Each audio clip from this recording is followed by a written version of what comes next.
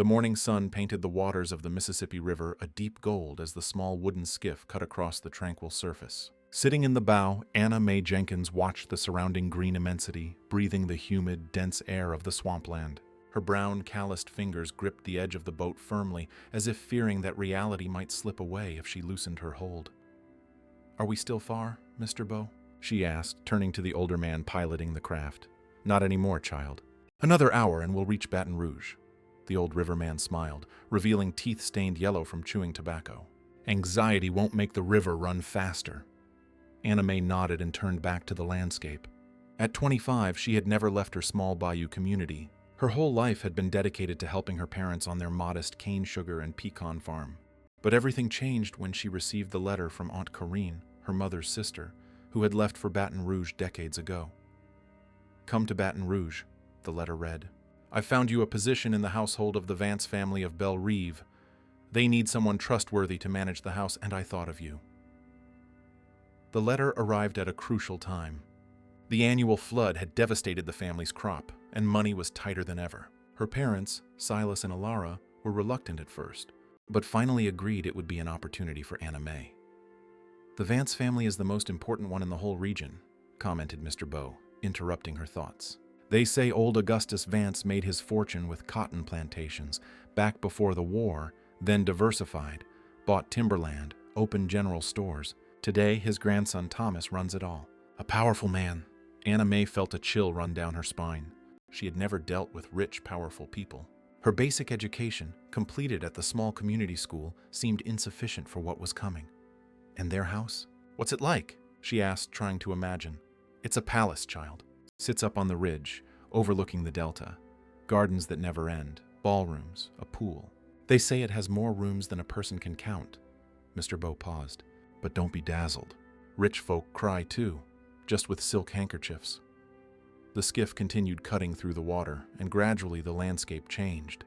The marsh began to give way to increasingly frequent dwellings, until finally they sighted the port of Baton Rouge. Anna Mae felt her heart accelerate. The movement of barges, people carrying goods, the sound of horns and loud voices, everything seemed too chaotic for senses accustomed to the quiet of the swamp. When they finally docked, Anna Mae picked up her small canvas bag and said goodbye to Mr. Bow with a tight hug. He was the last link to her former life, and now she would be alone in a completely unknown world. Following her aunt's instructions, she went to the town square where she was to wait for the Vance's driver. She sat on a bench under the shade of an old live oak and waited, observing the city's movement with curious and apprehensive eyes. After 20 minutes, a man in a uniform approached. "Miss Anna Mae Jenkins?" he asked formally. "Yes, that's me. I'm Charles, driver for the Vance family. I've come to fetch you. Please follow me." Anna Mae followed the man to a gleaming black sedan, so clean it reflected the sun's rays like a mirror. She had never been inside such an automobile. Charles opened the back door for her and stowed her bag in the trunk. The vehicle's interior was cool thanks to the air conditioning, another luxury Anna Mae knew only by hearsay. As the car drove through the streets of Baton Rouge, Anna Mae watched the people, the stores, the squares through the window. Everything seemed bigger, more colorful, more intense than in her small community. When they began climbing into a more wooded area, the houses grew larger, with high walls and ornate gates. "We're entering the Vance territory," Charles explained, watching her in the rearview mirror. "Most of these properties belong to the family, or those connected to them."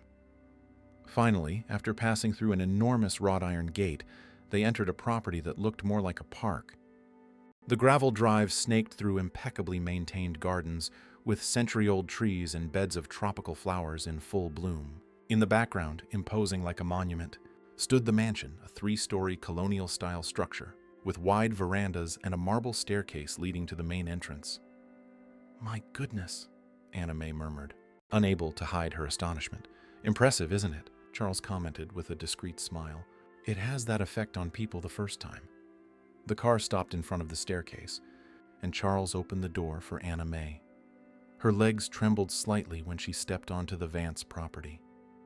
At the top of the stairs, a middle-aged woman awaited, dressed in a discreet, elegant uniform. Her gray hair was pulled back into a severe bun, but her face showed a warm smile. "Anna Mae! My, how you've grown," exclaimed the woman, hurrying down the steps. "I'm your Aunt Corinne, The last time I saw you, you were 5 years old." The two women embraced, and Anna May felt a wave of relief at finally encountering a familiar face, even though her memories of her aunt were vague. "Let's go inside," Corinne invited. "Mrs. Clara wants to meet you before lunch, and then I'll show you your quarters." "Mrs. Clara?"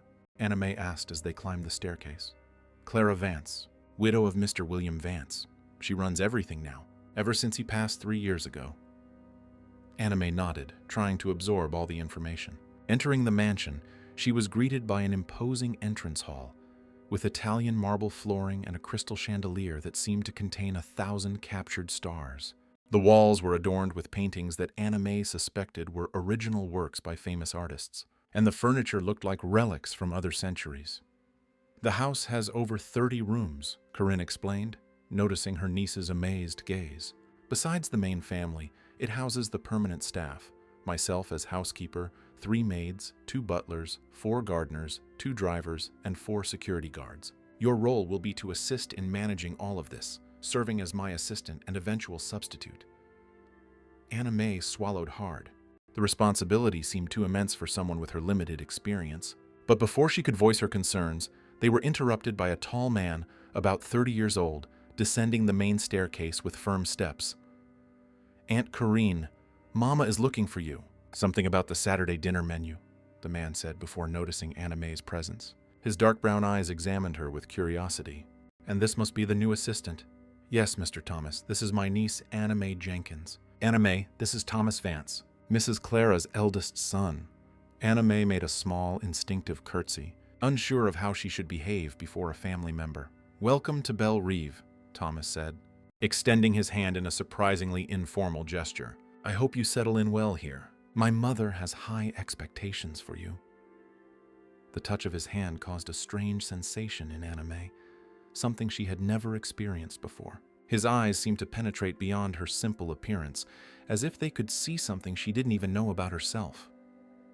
"Thank you, sir. I'll do my best," she replied, lowering her gaze to hide the blush she felt rising on her face. "Just Thomas, please. Sir makes me feel like my father." He smiled briefly, and then addressed Corinne. "I'll be in the study if Mama needs me." As she watched him walk away, Anna May couldn't help but notice the natural elegance with which he moved, the impeccable cut of his suit, the confidence in every gesture. He was a man born into privilege and carried that certainty in every atom of his being. "Come along," Corinne whispered, touching her arm lightly. "Mrs. Clara doesn't like to wait."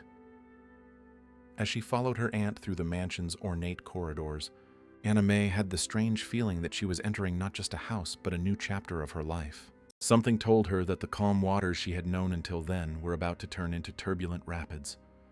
What Anna May didn't know was that her arrival at the Vance mansion was not a matter of chance, but a carefully orchestrated plan spanning over 2 decades. A plan that was about to unveil secrets that would forever change the destiny of 2 families. The Vance mansion's library was a sanctuary of knowledge and luxury. Floor-to-ceiling mahogany shelves housed rare books and first editions. The Delta evening light filtered through the tall windows, casting golden patterns on the Persian rug. Sitting in a leather armchair, Clara Vance observed Anna May with the penetrating gaze of someone who had spent a lifetime assessing people. "So you are Corinne's niece," the matriarch said, her voice holding the authority of someone who never needed to shout to be obeyed. "I hope you have inherited your aunt's competence." "I will do my best not to disappoint you, ma'am," Anna May replied, keeping her hands clasped in her lap to hide their tremor. Clara possessed an austere beauty that the years had not diminished. Her gray hair was impeccably arranged in an elegant updo, and her navy blue silk dress accentuated her aristocratic posture. Her eyes, however, were what impressed the most, the same dark brown shade as Thomas's, but with a calculating coldness that her son did not possess. "Corinne tells me you have only a basic education," Clara continued, serving herself tea in a Chinese porcelain cup. "Normally, that would be insufficient for the position, but I trust her. Judgment. Furthermore, people without formal education often compensate with loyalty and discretion. Am I right? I may not have diplomas, Mrs. Vance, but I learn quickly and I know the value of trust," Anna May replied, surprising herself with the firmness in her voice. An almost imperceptible smile touched Clara's lips. "Very well, you will start tomorrow. Corinne will teach you everything you need to know. But keep in mind, Anna May, this house has rules. The first and most important The affairs of the Vance family remain within these walls. I understand perfectly, ma'am. Excellent. And one more thing. My daughter Vivian returns from New York next week. She is sensitive. You will need to treat her with special attention. Corinne, who had remained silently by the door until then, cleared her throat softly. If you'll excuse us, Mrs. Vance, perhaps it's best to show Anna May her quarters now. She's had a long journey. Of course, Corinne. Clara made a gesture dismissing them. Until dinner, Anna May, punctually at 8. Leaving the library, Anna May quietly released the breath she hadn't realized she was holding. Corinne gave her a compassionate smile as she guided her through the mansion's corridors. You handled yourself well, her aunt commented. Mrs. Clara can seem intimidating, but she is fair. Earn her trust and you'll have stability for life. Anna May merely nodded, still processing the encounter. As they walked, her aunt showed her the main rooms, the formal dining room with a table for 20, the music room with a Steinway grand piano, the winter gardens, the sitting rooms. The wealth displayed in every detail was almost oppressive for someone who had grown up with only the essentials. And these are the family's rooms, Corinne explained, indicating a corridor on the second floor. The master suite belongs to Mrs. Clara. Next door, the room that was Mr. Williams, kept intact since his passing. Then we have Thomas's room, and at the end of the hall, Vivian's. And where is my room? Anna May asked. In the staff wing, of course. But don't worry. As my assistant, you'll have one of the best rooms on the staff. They followed another corridor until they reached a simpler area, although still luxurious by Anna May's standards. Her room was spacious, with a single bed, wardrobe, desk, and a small armchair by the window that offered a view of the side gardens. I hope it's suitable, Corinne said. The bathroom is shared with Rosa, the floor maid, but she's very tidy. It's perfect. Aunt, much more than I'm used to. After Corinne left to supervise dinner preparations, Anna May sat on the bed, trying to absorb all the changes of the last few hours. Everything seemed unreal. The mansion, the luxuries, the Vance family, especially Thomas, with those eyes that seemed to see right through her. A soft knock on the door interrupted her thoughts. Opening it, she found a young woman about her age, wearing the housemaid's uniform. Hi, I'm Rosa, the girl introduced herself with a friendly smile. I came to see if you need help unpacking. Nice to meet you, Rosa. I actually have very little, but I welcome the company. As Anna May organized her simple clothes in the spacious wardrobe, Rosa told her about the house routine and the peculiarities of its inhabitants. Mrs. Clara always wakes at 6, has breakfast alone on the veranda, and then spends the morning in the study. Thomas is almost always away, managing the businesses, but when he's home, he usually stays in the study or the library. He's reserved but polite. And Vivian? What is she like? Anna May asked, curious about the daughter Clara had described as sensitive. Rosa's expression shifted subtly. Vivian is complicated. She was admitted to a clinic in New York for almost a year. Depression, they say, after her fiancé broke off the engagement. But there are rumors. Rosa lowered her voice as if the walls might listen. They say she tried to... She made a significant gesture with her hand. I see, Anna May murmured, understanding the implication. But don't worry. New staff rarely have much contact with Vivian. She lives in her own world. After Rosa left, Anna May took a quick shower and put on her best outfit, a simple but well-maintained light blue dress. Looking at herself in the mirror, she had the sudden awareness of how out of place she looked in that environment. Her straight black hair, though clean and combed, didn't have the worked-over shine of expensive salons. Her hands, despite being clean, showed the calluses from farm work. Her dress, even being the best she owned, looked like a rag compared to the clothes she had seen Clara wear. When the clock struck 7:50, Anna May went down for dinner.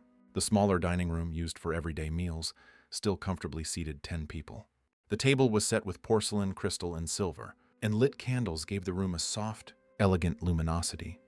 Clara was already seated at the head wearing another dress, this one a shade of burgundy that highlighted her fair complexion. Thomas arrived moments after Anna May, having exchanged his day suit for a blue dress shirt and dark trousers. Good evening. Mama, he greeted, lightly kissing Clara's forehead, before noticing Anna May. Ah, good evening. Anna May, I hope you're settling in well. Yes, thank you. Everyone has been very kind, she replied, feeling uncomfortable under his gaze. Sit down, Anna May, Clara instructed. In the Vance family, trusted staff share our table. It's a tradition started by my father-in-law. Anna May took the indicated seat to the right of Thomas and across from an empty chair. Vivian won't be joining us tonight? Thomas asked, serving himself wine. Vivian is in New York, dear. She returns next week, as I informed Anna May this afternoon. Ah, yes. With all the traveling, I lose track of where everyone is. Corinne personally supervised the service, while two maids brought the dishes, a chilled shrimp and avocado salad as a starter, followed by redfish etouffee with herbs, and finally pecan pie for dessert.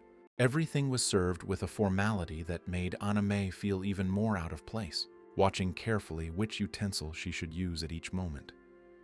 The conversation during dinner revolved mainly around the family business, the rising pecan exports, problems with one of the cargo ships, the new line of natural cosmetics they plan to launch.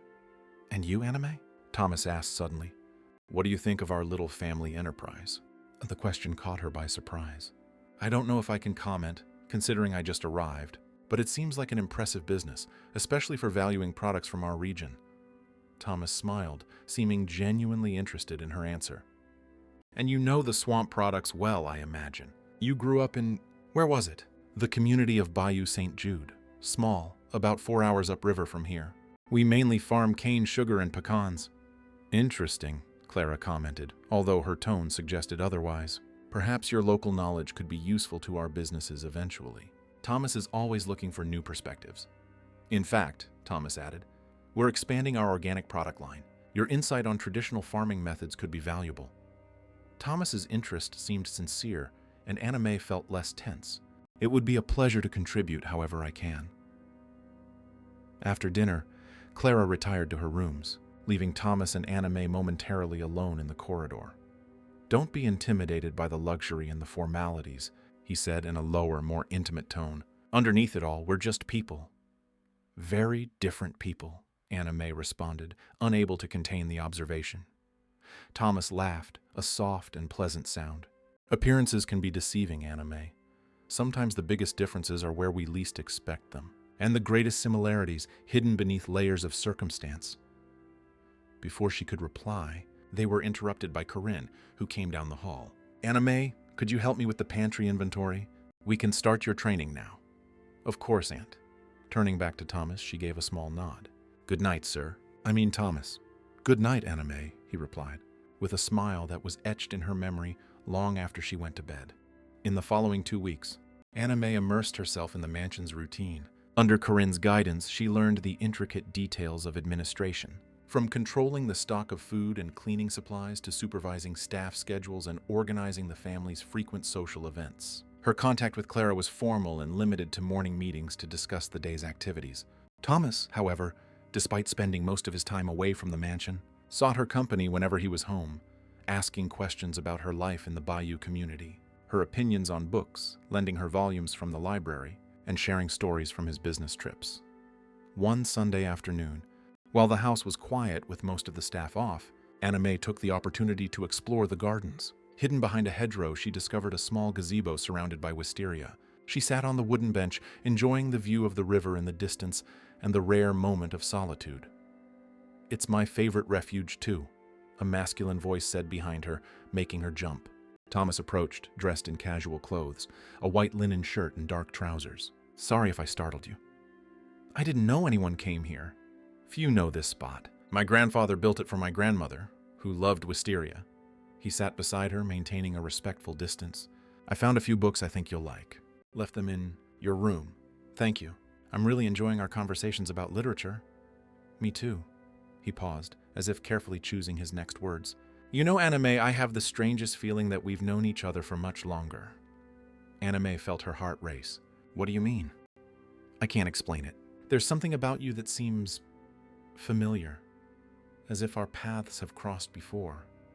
Before Anna May could respond, they heard Corinne's voice calling her. I have to go, she said, quickly standing up. Anna May, Thomas called as she was already walking away. Vivian arrives tomorrow. I just wanted you to know. That night, Anna May had trouble sleeping. Thomas's words echoed in her mind. There was something about the way he looked at her, as if he really could see beyond her simple appearance. And why did he specifically warn her about Vivian's arrival? Was there some hidden meaning in it? She woke up the next morning with a strange unease. While helping Corinne with preparations for Vivian's arrival, she noticed an unusual agitation among the staff. Everyone seems nervous about Vivian coming back, she commented to Rosa as they arranged fresh flowers in Clara's daughter's room.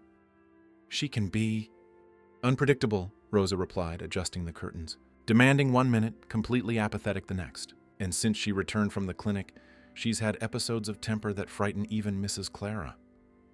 Anna May absorbed the information in silence, arranging the white lilies in the crystal vase, Vivian's favorite flowers according to Corinne. As she tidied the petals, her gaze fell upon a framed photograph on the bedside table. Vivian, as a teenager, next to a young Thomas and a middle-aged man she presumed to be the late William. Something in the image captured her attention. Vivian's eyes, identical to Thomas's and Clara's, that peculiar shade of dark brown that looked almost golden under a certain light. And then, like a lightning bolt, the memory surfaced, her mother's old locket, kept in the small wooden box at home, containing the faded photograph of a young man with precisely the same gaze. The black Mercedes-Benz crossed the mansion gates exactly at 3 p.m, a punctuality that Anna May had already learned was a trademark of the Vance family. From her bedroom window, she watched as Charles opened the car door, and a slender woman with brown hair stepped gracefully out of the back. Vivian Vance had arrived. Clara and Thomas awaited her at the top of the staircase. Even from a distance, Anna May could perceive the tension in the matriarch's shoulders. The hug between mother and daughter seemed formal, almost rehearsed. Thomas, however, wrapped his sister in a warm embrace, lifting her off the ground for a moment. "Anna May," Corinne's voice startled her. "Mrs. Clara has requested your presence in the blue parlor in half an hour to formally introduce you to Miss Vivian." "I'll be there," Anna May replied, stepping away from the window. She felt an inexplicable anxiety about meeting Vivian, especially after the strange connection she had perceived in the photograph. 30 minutes later, Anna May entered the blue parlor, so named for its navy blue and gold decor.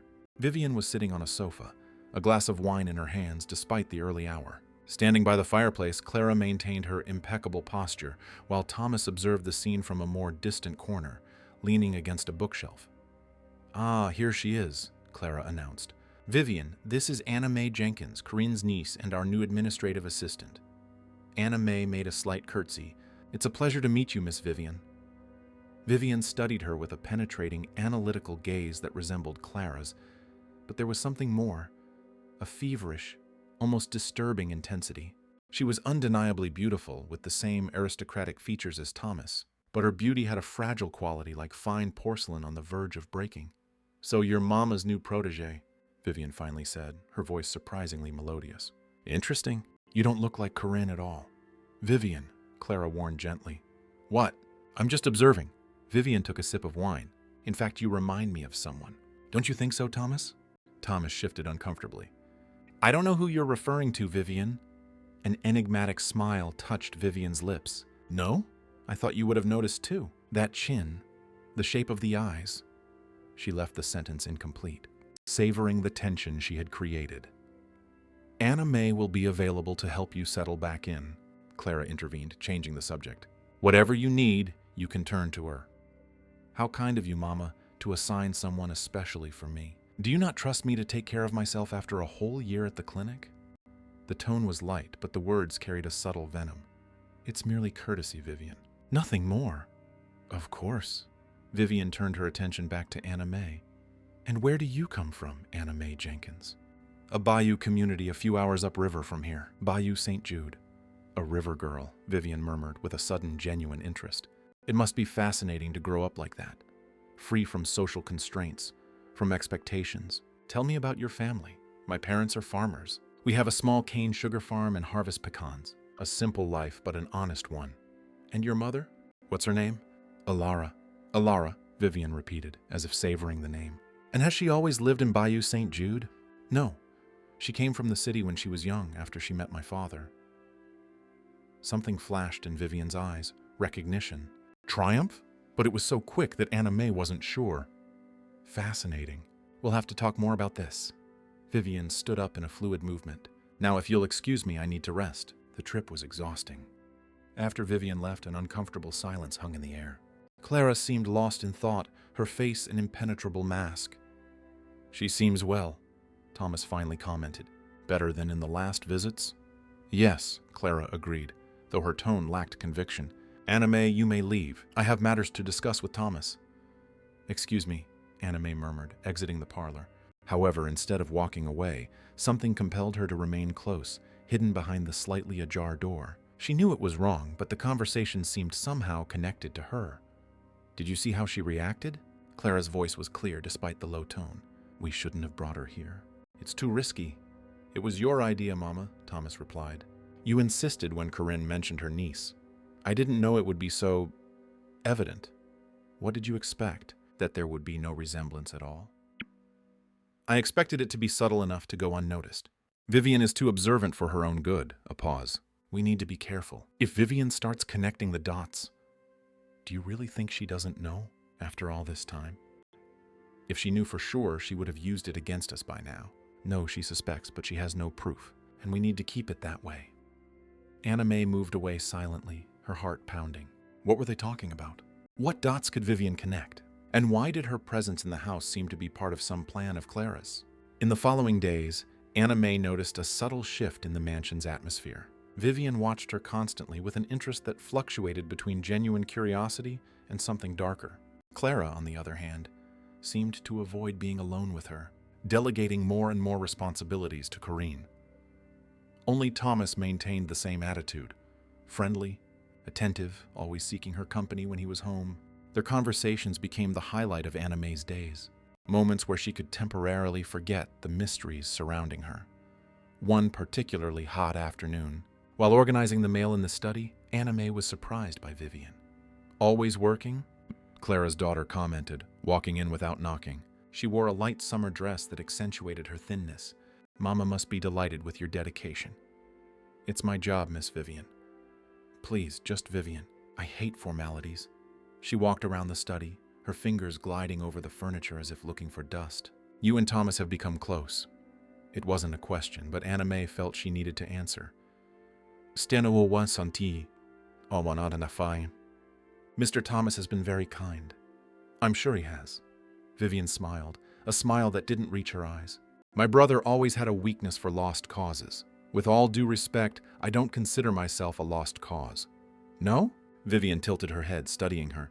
"A river girl, no formal education, no connections, working for one of the most powerful families in the Delta. What do you call that?" Anna May remained silent, refusing to be provoked. "Do you know what's most interesting about you, Anna May Jenkins?" Vivian continued. "It's that you don't truly belong anywhere. Not to your Bayou world anymore, but certainly not to ours. A soul in limbo." She moved closer, lowering her voice as if sharing a secret. "Or maybe I'm the one who's wrong. Maybe you belong to this world more than you realize." A shiver ran down Anna May's spine. "I don't understand what you mean, don't you?" Vivian opened a desk drawer, casually rummaging through papers. "Have you ever asked your mother about your father?" "Your real father?" "My father is Silas Jenkins." "Is he really?" Vivian took something from the drawer, a small envelope, and put it in her pocket before Anna May could see what it was. "It's fascinating how easily we accept the stories we're told in childhood. Have you never questioned why you don't look anything like the honest Silas?" Anna May felt her blood run cold. It was true that she didn't have her father's dark skin and Native American features, having inherited her mother's fairer complexion and almond-shaped eyes, but she had never questioned it. Many children didn't resemble their fathers. "You're trying to confuse me, Miss Vivian." "I don't know why, but it won't work." Vivian laughed, a crystalline sound that contradicted the tension of the moment. "I'm not trying to confuse you, Anna May. I'm trying to open your eyes. You and I have more in common than you imagine." Before Anna May could reply, Corinne appeared at the door. "Anna May, Mrs. Clara needs the inventory report." "Vivian, your mother was looking for you." Vivian cast one last enigmatic look at Anna May. "We'll continue our conversation another day." "River girl." After Vivian left, Anna May stood still, trying to process what had just happened. "Don't listen to her," Corinne advised, approaching. "Vivian always liked to play mind games with people. It's part of her problem. But why me? We barely know each other." Corinne hesitated, as if carefully measuring her words. "Vivian has a special ability to detect vulnerabilities. And you, my dear, are new here, still adjusting. That makes you an easy target."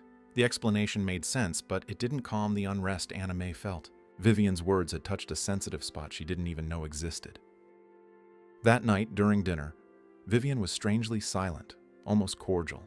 Clara and Thomas maintained a conversation about business, while Anna May tried to concentrate on her food, avoiding Vivian's gaze. "I received an interesting call today," Vivian announced suddenly, interrupting the conversation about the new pecan processing plant. "From Father's lawyer." Clara put down her cutlery slowly. "And what did Mr. Gabriel want?" "Apparently, there are some clauses in Father's will that haven't been executed yet. Clauses that even you, Mama, didn't know about." "What kind of clauses?" Thomas asked, frowning. "Related to beneficiaries not publicly acknowledged." Vivian looked directly at Anna May. "Isn't it fascinating how secrets always find a way to come to light?" "Vivian, I don't think this is an appropriate topic for dinner," Clara said, her voice taut as a violin string about to snap. "Why not? We're all family here." Vivian smiled sweetly. "Or almost all." "Enough!" Thomas slammed his fist on the table, startling everyone. "If you have something to say, Vivian, say it directly. Otherwise, respect our mother's table." Vivian leaned back in her chair, a glint of satisfaction in her eyes. "I just thought we should be transparent about family matters, especially considering the recent developments." The rest of the dinner proceeded in a heavy silence, broken only by forced comments about the food or the weather. Anna May felt the weight of everyone's eyes, Vivian with her malicious satisfaction, Clara with her poorly concealed worry, Thomas with an intensity she couldn't decipher.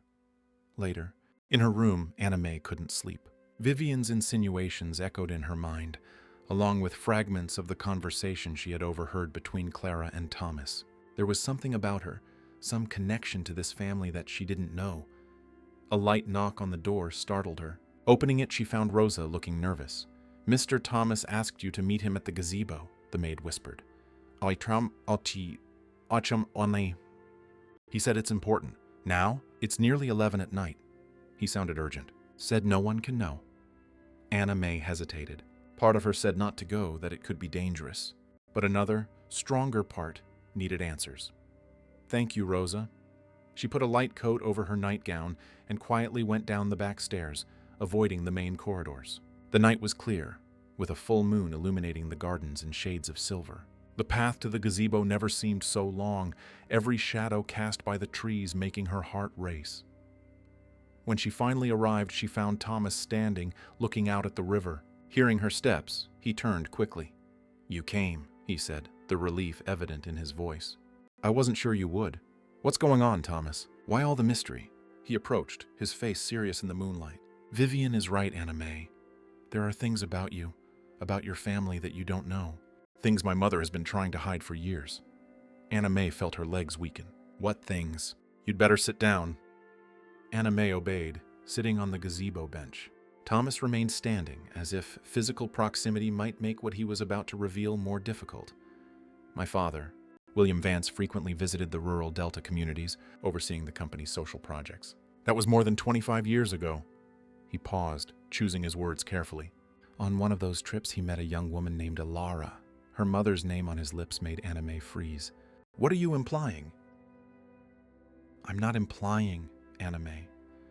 I'm telling you directly. My father and your mother had a relationship, brief but significant enough to have consequences." "No." Anna May shook her head in denial. "My father is Silas. He always has been. Silas met your mother when she was already 2 months pregnant. He accepted her, accepted you, gave you a name and a home. For that, I have enormous respect for him." Anna May stood up, her head spinning. "How do you know this? How can you be so sure?" "Because my father confessed everything to my mother before he passed away. Remorse consumed him for years. And because—" Thomas hesitated, looking her directly in the eyes. "Because you have his eyes, Anna May. The Vance eyes. The same eyes Vivian noticed the moment she saw you." The pieces began to fall into place. Clara's sudden interest in bringing her to the mansion, Vivian's observations, the whispered conversations. It all made terrifying sense. "So I am." Her voice failed. "My half-sister," Thomas completed, his voice mixing sadness and a strange tenderness. "And Vivian's." Anna May's world collapsed. Her whole identity, her whole history, everything she believed to be true. It crumbled like a sandcastle under the tide. Why did your mother bring me here? If she knew who I was, why want me nearby? That's the part I don't fully understand. But I know my mother. She never does anything without a calculated purpose. Thomas moved closer, gently touching her shoulder. The important thing now is that you know the truth. What you do with it is your choice. Anna May recoiled from his touch, unable to process so much information at once. I need to think. I need to be alone. I understand. But Anna May... He held her by the wrist when she turned to leave. Vivian recently discovered a clause in my father's will. A clause that acknowledges and provides for any child he may have had out of wedlock upon DNA proof. That would make you a legitimate heir to a considerable part of the Vance fortune. Do you think I'm upset because of money?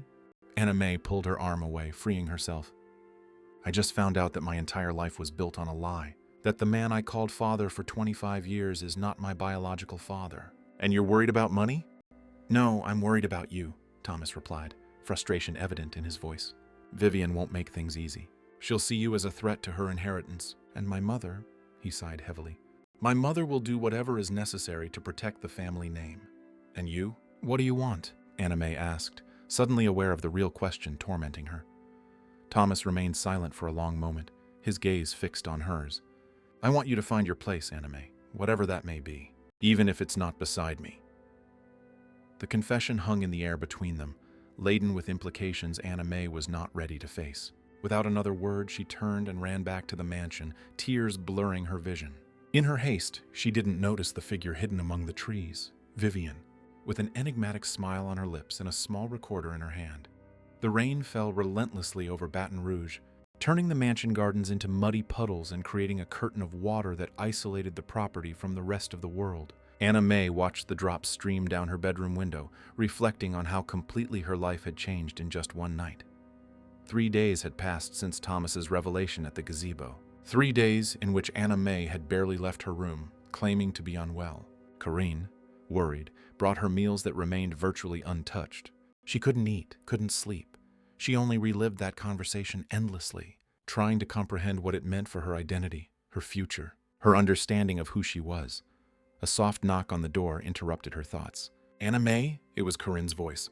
May I come in? Yes, Aunt, she replied, moving away from the window. Corinne entered with a tray of tea and biscuits. Her usually serene face was marked by dark circles and wrinkles of worry. We need to talk, the housekeeper said, placing the tray on the bedside table. About what Thomas told you. Anna May turned sharply to her aunt. You knew? Corinne nodded slowly, the weight of guilt visible in her tired eyes. Your mother is my sister Anna May. Of course I knew. Why did you never tell me? Why live a lie for 25 years? Alara loves Silas deeply. When she met William, she was young, naive, enchanted by the rich, powerful man who promised her the world. Corinne sat on the edge of the bed, her hands clasped in her lap. William didn't tell her he was married, not until she found out she was pregnant. Then he offered her money to resolve the problem. Anna May felt her stomach churn. He wanted her to have an abortion? Your mother refused. But the scandal would have been devastating for the Vance reputation, so William demanded that she disappear. That's when Silas entered her life, a good man, who loved her despite everything and accepted you as his daughter. And you helped maintain that lie, to protect you, Anna May, to give you a chance to grow up far from the toxicity of this family. Corinne sighed deeply. When Clara approached me 2 months ago saying she wanted to bring you here to work, I was terrified. I tried to dissuade her, but what? But she had leverage. She threatened to expose everything, to destroy the peace your mother and Silas had so carefully built. She said if I didn't cooperate, she would send lawyers to the community. Anna May felt a wave of anger surge through her. Why now? Why after 25 years did Clara decide to bring me close? William's will, Corinne replied, confirming what Thomas had said. Shortly before he died, tormented by guilt, he included a clause recognizing any child he had outside of marriage. Clara kept it secret for years, but recently the family lawyer, Mr. Gabriel, began pushing for William's last wishes to be fulfilled. So she brought me here to... What? Keep me under control? Watch me? To assess you, to see if you posed a real threat to the empire she built. Corinne gently touched Anna May's arm. But I think something unexpected happened. She started seeing qualities in you that she admired. Thomas certainly did. Anna May felt her face burn at the thought of Thomas. The glances, the conversations, the growing closeness, everything now stained by the revelation of their kinship. And Vivian? Does she know? She suspected for a long time. Vivian has always been too perceptive for her own good. As a child, she found letters William had kept. Letters from your mother. The discovery devastated her, contributing to her emotional problems. Anna May absorbed the information in silence. So many lives affected by secrets and lies. So many years lost. "What should I do now, Aunt?" she finally asked, her voice small, almost childlike. "Only you can decide that, my dear. But know that regardless of the blood that runs in your veins, you are who you choose to be. Silas may not have given you life, but he gave you love, values, character, things no DNA test can quantify." After Corinne left, Anna May remained sitting on the bed for long minutes, processing everything she had learned. Finally, with renewed determination, she got up and changed her clothes. It was time to face the truth, however painful it might be. She went downstairs, determined to find Clara. In the corridor leading to the matriarch's study, she heard raised voices coming from the library. She approached silently, recognizing the voices of Vivian and Clara in a heated argument. "You can't just ignore it." Vivian's voice was laden with fury. "She has as much right to the inheritance as Thomas and I." "That is not for you to decide, Vivian," Clara replied, her tone cold in contrast to her daughter's heat. "Oh no? Perhaps I should take this to court then. I'm sure the papers would love the story. The illustrious William Vance and his affair with a river girl. The bastard daughter hidden for 2 decades. I can just imagine the headlines." "You wouldn't dare." "Don't test me, Mama. Not after everything you put me through." Vivian's voice dropped, becoming an almost venomous whisper. "You committed me to that clinic to silence me, so I wouldn't tell the world what kind of man Father really was. But now I have the living proof walking the halls of this house."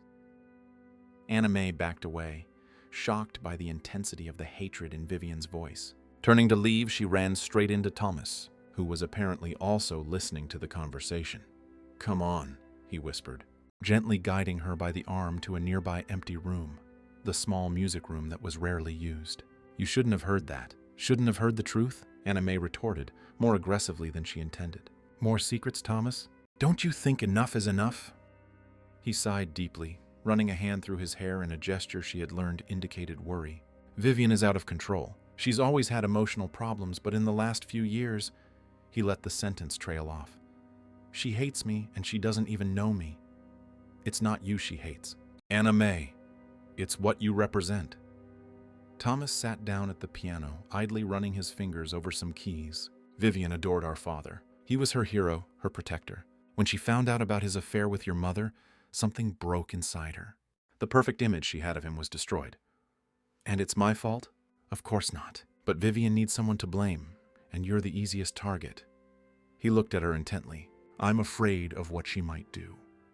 She mentioned taking the case to court, exposing everything. "It's possible. Vivian has always been unpredictable, but I've never seen her this determined." Thomas hesitated, as if measuring his next words. "There's something else you should know, something that complicates the situation even more." "What else could there be?" Anna May asked, exhausted by revelations. "The clause in my father's will doesn't just recognize you as a legitimate daughter. It specifically grants you majority control of the Vance Company shares." Anna May felt as if the floor had opened beneath her feet. "How is that possible? Why would my father do that?" Guilt, perhaps. Or maybe because, deep down, he knew Vivian didn't have the stability to manage the family fortune, and he feared I would follow in his footsteps in business, prioritizing profit above all else, including the Delta and its people. Thomas gently closed the piano lid. "Whatever the reason, the fact is that if you claim your legal rights, you will have more power over the Vance Empire than any of us." The magnitude of that revelation left her speechless. It wasn't just a matter of recognition, of identity. It was a massive transfer of power and wealth. "I don't want that," she finally said. "I never asked for any of this." "I know you didn't, and that's why my father must have trusted you." Thomas stood up, moving closer. "Anna May, regardless of what you decide to do, I want you to know that I'm on your side. Not for the company, not for the inheritance, but because—" He hesitated, the conflict visible in his eyes. "Because in such a short time, you've become important to me. In a way I shouldn't, given the circumstances. Anna May's heart raced. There was an admission in his words, a confession of the feelings that had also grown within her, feelings that were now complicated by the blood tie they discovered they shared. We can't, Thomas. Not after what we know now. I know. He stepped back slightly. Forgive me. I shouldn't have said anything. An uncomfortable silence hung between them, laden with possibilities that could never be explored. What would you do if you were in my shoes? Anna May finally asked. Honestly? I don't know. The Vance fortune is tempting, but it comes at a high price. Vivian will never accept it peacefully. My mother will fight with every weapon she has, and believe me, she has many. You'd be stepping into a war you didn't even know existed. What if I just leave? Go back home, pretend none of this happened? Thomas smiled sadly. They would come after you, one way or another. Some truths, once revealed, cannot be hidden again. The sound of hurried footsteps in the corridor interrupted the conversation. The door opened abruptly, and Corinne entered, her face pale. Anna May, you need to come with me, now. What is it? Thomas asked, alarmed by the housekeeper's expression. Silas and Ilara are here. At the front entrance. Anna May felt her blood run cold. My parents? Here? How? Vivian, Corinne replied, her voice trembling. She contacted them, told them everything. They took the first boat to Baton Rouge. Without waiting for more explanations, Anna May ran through the mansion corridors to the main entrance.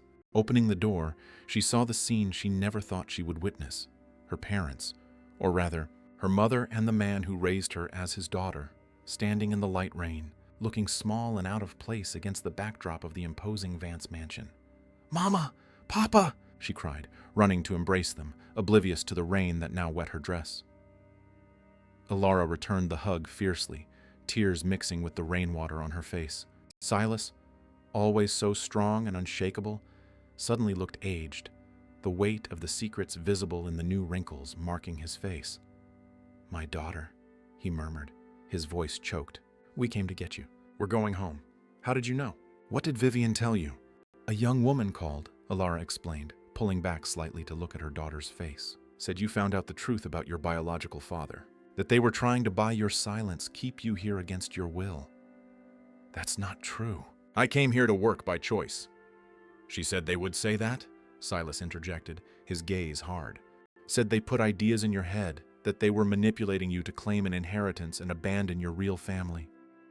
Anna May felt a wave of fury against Vivian. Her manipulation had no limits. Now she was trying to use her own parents against her. None of that is true, she said firmly. Yes, I discovered that William Vance was my biological father, but you, Silas Jenkins, will always be my real father. The man who raised me, who taught me to walk, to fish, to be a good person. Silas's eyes welled up with tears, something Anna May had never seen happen. He pulled her into a tight hug, his solid body trembling slightly. You don't know what it means to hear that, daughter. I think I do, Papa, because it means the same to me to say it. When they separated from the embrace, Anna May noticed that Thomas and Corinne had approached and were observing the scene from a distance. Clara had also appeared, standing at the top of the staircase, her face an impenetrable mask. And, behind her, Vivian, a triumphant smile on her lips. Please come in, Anna May invited. We can't talk here in the rain. Ilara and Silas exchanged apprehensive looks. It was obvious they felt intimidated by the mansion's grandeur and the presence of the Vances. Maybe we should go to town, Silas suggested. We can talk somewhere neutral. No, Clara intervened, descending the stairs with her characteristic elegance. Her gaze swept over the visitors, lingering longest on Ilara. You are welcome in my house. We have much to discuss, and I prefer it to be in private. The tension in the air was palpable as the group headed to the sitting room. Anna May could feel the weight of the historic moment, the two families finally face to face, decades of secrets about to be exposed. In the sitting room, Clara took the initiative, breaking the uncomfortable silence. Ilara, it's been a long time. You haven't changed as much as I expected.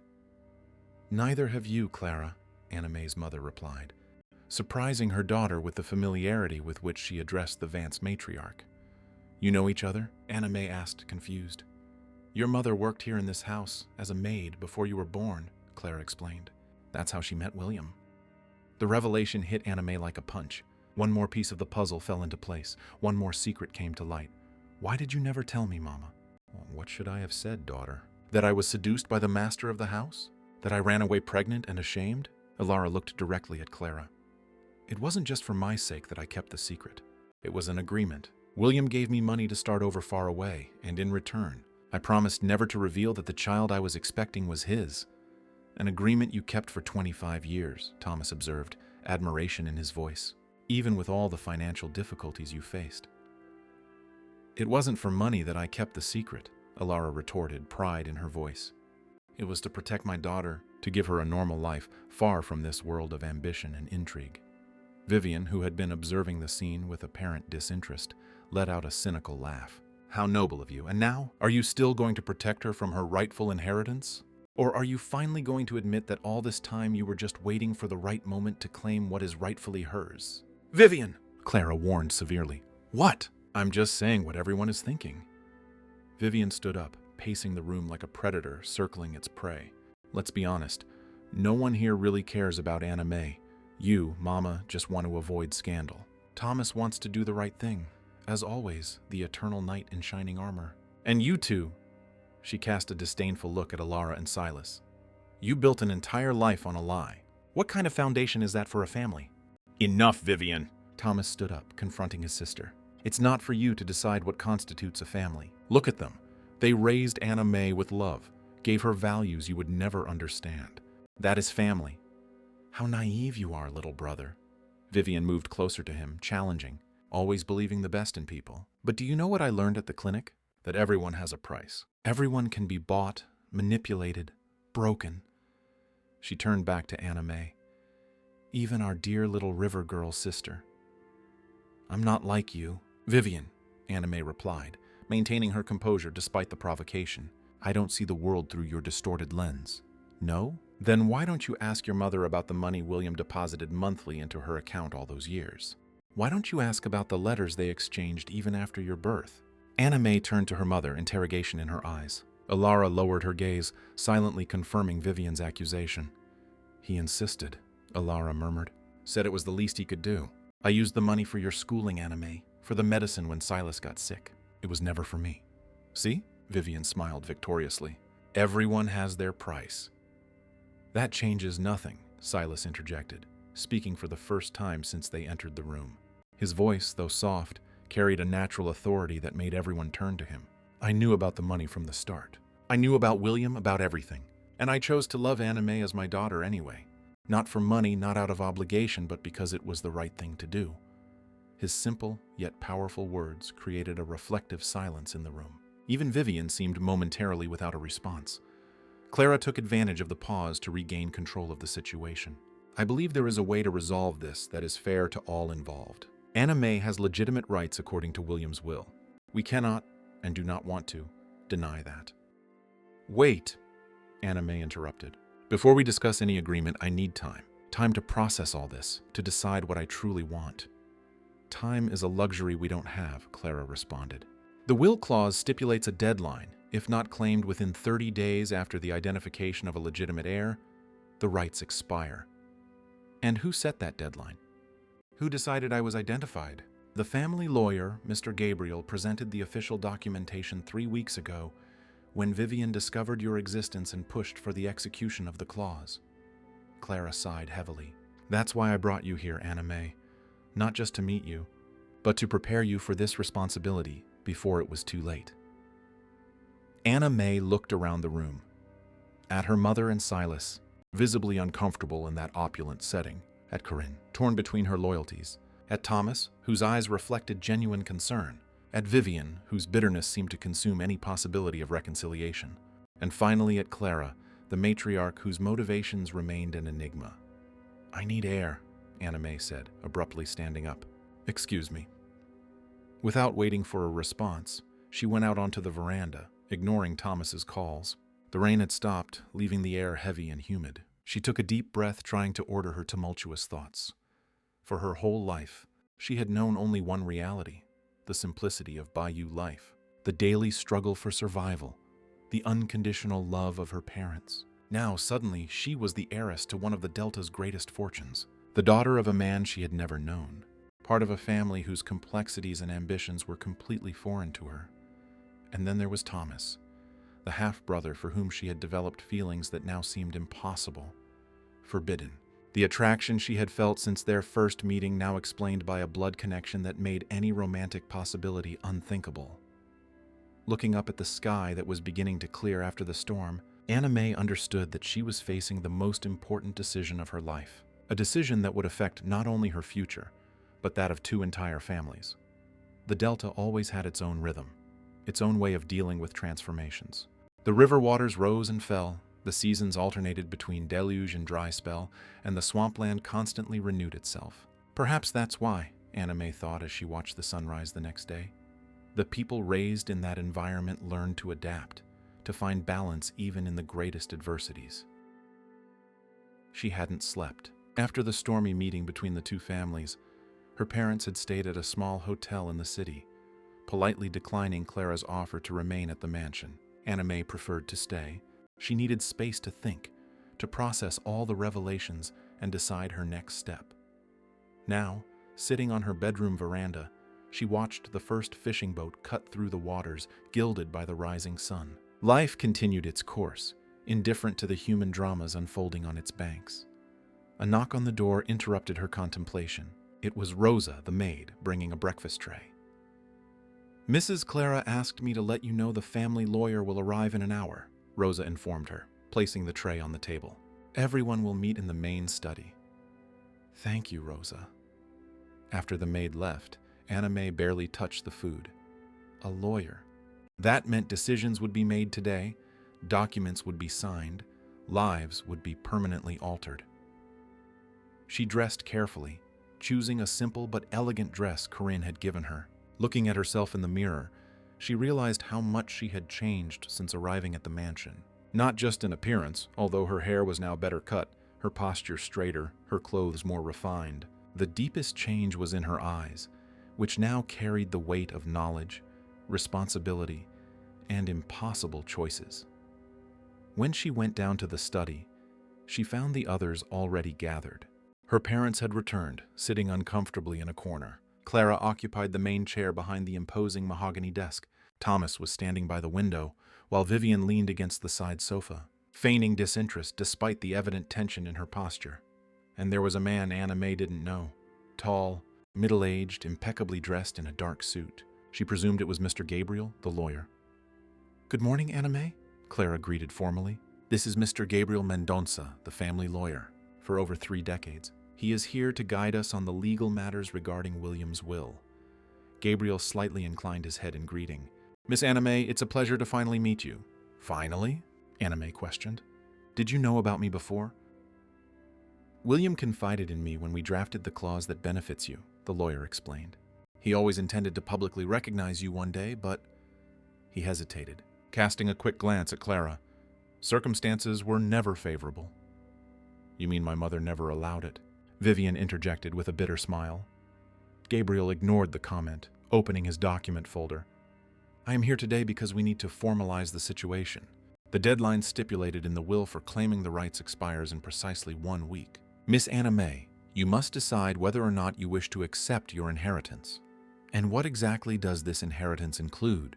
Silas asked, his voice firm despite the intimidating environment. "According to the specific terms left by William Vance," Gabriel adjusted his glasses, reading directly from the document. "His biological daughter, now identified as Anna May Jenkins, is entitled to 1/3 of the total ownership of the Vance companies, including voting rights on corporate decisions, the summer home in coastal Carolina, a trust fund valued at approximately $50 million, and a seat on the board of the Vance Foundation for Sustainable Delta Development." The silence that followed was almost palpable. The magnitude of the fortune mentioned was incomprehensible to Anna May and her parents. "There is also," Gabriel continued, "a personal letter that William left to be delivered to his daughter, should she be found." He took a time-yellowed envelope from the folder, sealed with the Vance crest. He approached and handed it to Anna May, who received it with trembling hands. "There is one more thing that everyone should know," the lawyer added, turning back to the group. "The clause has an additional condition, one that William insisted on keeping confidential until this moment. What condition? Clara asked, frowning. For Anna May to receive her inheritance, she must assume the presidency of the Vance Foundation for a minimum period of 5 years. During this time, she will have authority over all the family's socio-environmental projects in the Delta region. The revelation dropped like a bomb in the room.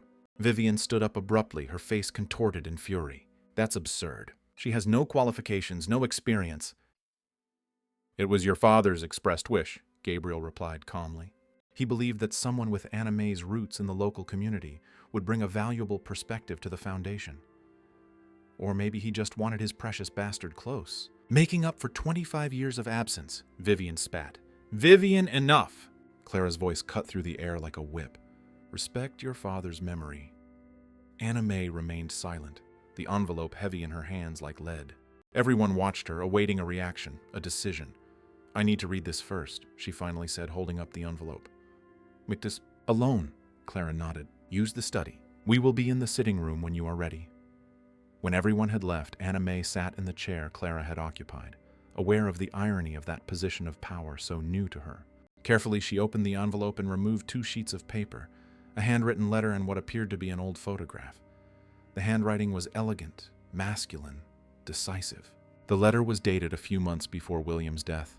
My dearest daughter, it began. If you are reading these words, it means we have finally found each other, even if I may no longer be present. There is so much I wish I could tell you, so much I would like to explain, but I know that words on paper cannot make up for 25 years of absence. First, I must ask for your forgiveness, not for conceiving you, as I will never regret that, but for not having the courage to recognize you publicly, to confront social conventions and my own wife to give you the name that was rightfully yours. I met your mother, Ilara, when she worked in our house. She was an extraordinary young woman, intelligent, determined, with an intuitive understanding of the swamplands and its people that fascinated me. Our relationship was brief but genuine. When she told me she was expecting a child, my first impulse was happiness. But then reality set in. The scandal, the threat to the Vance reputation, Clara's reaction. I offered the most cowardly solution. Money for her to disappear. Ilara refused my initial offer, but eventually accepted a monthly stipend, not for herself, but for you. Over the years, we maintained discreet contact. She would send me photographs of you, tell me about your progress in school, your abilities, your character. Through her letters, I came to know the extraordinary young woman you became, even from afar. The decision to include you in my will was not taken lightly. I watched the empire I built from afar, the impact of our companies on the Delta, and I began to question the legacy I would leave. Vivian, my adored daughter, has undeniable brilliance, but also a worrying emotional instability. Thomas has his heart in the right place, but I fear he is easily influenced by his mother. You, on the other hand, grew up among the river people. You understand their needs. You respect the land. That is why I entrust you with not only a material part of my inheritance, but the responsibility for the foundation, the project I consider my true legacy. Do not take this decision lightly. Accepting it will mean entering a world of power and privilege, but also of intrigue and crushing responsibilities. Refusing it would be equally understandable, remaining in the simple, honest life that Ilara and Silas, to whom I will be eternally grateful, provided for you. Whatever your choice, know that, in my imperfect way, I always loved you. Your father, William Vance. Alongside the letter was an old photograph. William, younger, holding a baby in his arms. On the back, written by hand, Anna May, 3 months. The only time I held her. Silent tears streamed down Anna May's face. The photo had been taken in secret, probably during some clandestine visit. She had no memory of that moment, that man, that brief contact with her biological father. For long minutes, she remained still, absorbing the weight of those revelations. Finally, she put the letter and the photo back in the envelope and went out in search of the others. In the sitting room, the tension was palpable. Vivian was pacing like a caged animal. Thomas was speaking quietly with Ilara and Silas, apparently trying to reassure them. Clara observed the scene with her usual impenetrable expression. When Anna May entered, all eyes turned to her. I have made my decision, she announced, her voice firmer than it had ever been. And what is it? Gabriel asked, pen in hand, ready to record her answer. I accept my inheritance, she declared, causing a visible jolt in Vivian. but with my own conditions. Conditions? Gabriel frowned. The will already sets the terms. Yes, but I set mine to accept them, Anna May replied with surprising calmness. First, I want half of the trust fund to be immediately transferred to a sustainable development project in Bayou St. Jude and other rural Delta communities. That's absurd, Vivian exclaimed. She hasn't even taken the inheritance and she already wants to give away half of it.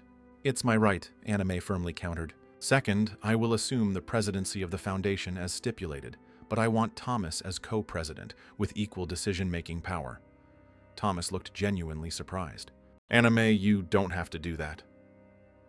I want you by my side, Thomas. Your business experience complements my community knowledge. Together, we can do more than separately. And finally, Anna May continued, turning to Vivian, I want you, Vivian, to assume the communications director position for the foundation. An astonished silence followed the declaration. Vivian, who was ready for another furious attack, was momentarily speechless. Why? She finally asked, suspicious. Why would you give me any power after everything I've done? Because you are brilliant, articulate, and despite everything, you care about your father's legacy. By channeling your energy into something constructive, you can make the difference he always expected of you. Vivian studied Anna May's face, looking for signs of manipulation or falsehood. Finding none, she leaned back on the sofa, apparently reconsidering her position. And what about the mansion? Clara asked, speaking for the first time. And the company shares? The mansion remains yours, as it always has been, Anna May replied. As for the shares, I will retain my voting rights but will delegate the daily management to Thomas, provided he commits to sustainable and ethical practices. Thomas nodded. You have my word. Gabriel made quick notes. I must say, these are unusual terms but legally viable. I can draft an agreement that addresses all these conditions. There is one more thing, Anna May added. I want my parents, Alara and Silas, to be officially recognized as consultants to the Foundation for matters related to the Bayou communities, with adequate salary and real power of influence on decisions. Clara stood up, approaching Anna May with an expression difficult to read. For a tense moment, everyone awaited her reaction. You truly are William's daughter, she finally said, an almost imperceptible smile touching her lips. You have the same unsettling combination of idealism and pragmatism that always fascinated me about him. She formally extended her hand. I accept your terms, Anna May Vance Jenkins. Welcome to the family. The handshake sealed a new chapter in the history of the two families. It was not a storybook happy ending. There was still much mistrust, deep hurt, and painful adjustments ahead, but it was a beginning, a commitment between worlds that seemed irreconcilable. In the months that followed, the transition was not easy. Vivian, after initial resistance, surprisingly embraced her new role with dedication, channeling her intelligence into creating impactful communication campaigns for the Foundation. Her relationship with Anna May remained complex, a mix of residual resentment and growing mutual respect. Clara, ever the strategist, quickly adapted her public narrative to present Anna May as an example of the Vance's commitment to the Delta communities. Behind the scenes, she remained reserved, but gradually allowed small barriers to fall, especially as she witnessed Anna May's genuine dedication to the social projects. Alara and Silas chose to remain in Bayou St. Jude, overseeing the new development projects implemented by Anna May. Monthly, they visited Baton Rouge for Foundation meetings, occasions when the full family gathered, moments that were still tense, but progressively more natural. As for Thomas and Anna May, the bond that had formed between them transformed into a deep partnership based on mutual respect and shared goals. The initial romantic feelings, made impossible by the revelation of their kinship, gradually gave way to a genuine sibling connection. No less intense, just different. A year after the revelation that changed everything, Anna May was once again in the gazebo where Thomas had told her the truth about her origins. The sun was setting over the river, painting the sky in shades of orange and purple. The Delta continued its eternal cycle, indifferent to human dramas, but now under the influence of more sustainable policies led by the renewed Vance Foundation. I thought I would find you here, Thomas said, approaching with 2 glasses of praline liqueur, a tradition they had established to celebrate small victories. We're approving the new project today, Anna May replied, accepting the glass. I thought it was appropriate to come back to where it all began. The Roots Project was the new management's most ambitious initiative, a program that combined environmental preservation, education, and sustainable economic development for rural communities throughout the Delta region. "William would be proud," Thomas commented, sitting beside her. "Do you really think so?" "I'm certain of it. You transformed his legacy into something greater than he ever imagined." They silently toasted the sunset. Anna May reflected on the extraordinary journey that had brought her there, from the simplicity of Bayou St. Jude to the complexity of the Vance world, from the daughter of farmers to the heiress of an empire, from the girl who thought she knew her roots to the woman who discovered that identity is something we build daily with our choices, not just with our blood. "Do you know what surprised me the most this year?" she asked, watching a solitary barge sail in the distance. "Vivian not trying to poison you?" Thomas joked. Anna May laughed. "Besides that, it surprised me to realize that I belong to both worlds, not needing to choose between them. For so long I felt divided, as if accepting to be a Vance meant betraying my Delta origins. And now? Now I understand that it is precisely these two inheritances that allow me to build bridges where before there were only chasms. William's blood in my veins gives me access to resources and power, but the upbringing I received from Alara and Silas taught me to use that power with wisdom and compassion." Thomas smiled, proud of the transformation he had witnessed in Anna May. "For someone who said she had no formal education, you've become quite the philosopher. I learned from the best school, life." She watched the last ray of sun disappear on the horizon, giving way to the first stars. "And my most important lesson was that sometimes the biggest storms bring the most necessary transformations." As night fell over the Vance mansion, enveloping the gazebo in soft shadows, Anna May felt a peace she hadn't experienced since arriving in Baton Rouge. It wasn't the end of her journey. In many ways, it was just the beginning. There were still challenges ahead, old wounds to heal, new paths to tread.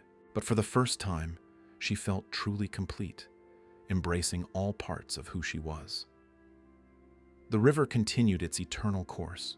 The waters flowing now were not the same as yesterday's, just as she was no longer the same Anna May who had arrived apprehensively at that mansion.